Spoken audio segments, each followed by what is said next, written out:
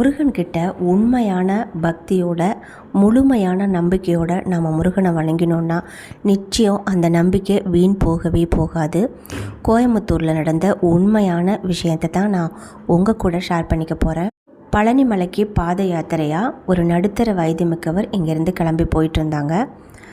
சரியான வெயில். அவர் தொடர்ந்து நடந்து போயிட்டே இருக்கும்போது திடீர்னு அவர் கால் வந்துட்டு தரையோட சூடு தாங்காமல் காலெல்லாம் ரத்தம் வர ஆரம்பிச்சிருச்சு. இருந்தாலும் முருகன் மேலே உள்ள நம்பிக்கை பக்தியில் விடாமல் முருகா முருகான்னு சொல்லிகிட்டே நடந்து போயிட்டே இருந்தார். அவருக்கு துணையாக யாருமே இல்லை, அவர் மட்டும்தான் தனியாக போயிட்டு இருந்தார். ரோட்டில் கல் மண் இந்த மாதிரி நிறையா இருந்துச்சு. ஒரு கட்டத்துக்கு மேலே அவரால் நடக்கவே முடியலை. ஒரு இடத்துல ஜல்லி நிறையா கட்டி கிடந்துச்சு. அதில் அவரால் அடி வச்சு போகவே முடியலை.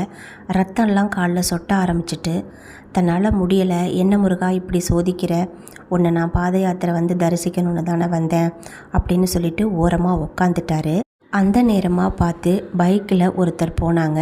ஏன் பெரியவரே இங்கே உட்காந்துருக்கீங்க அப்படின்னு கேட்கும்போது, இந்த மாதிரி முருகன் கோயிலுக்கு பாத யாத்திரை வந்தேன், என்னால் நடக்க முடியலை அப்படின்னு சொல்லியிருக்காங்க. இருங்க வர்றேன்னு சொல்லிவிட்டு அவர் கொஞ்சம் தூரம் போய் பக்கத்தில் இருந்த கடையில் காலுக்கு 2 சாக்ஸு மருந்து எல்லாம் வாங்கிட்டு வந்து கொடுத்துருக்காங்க.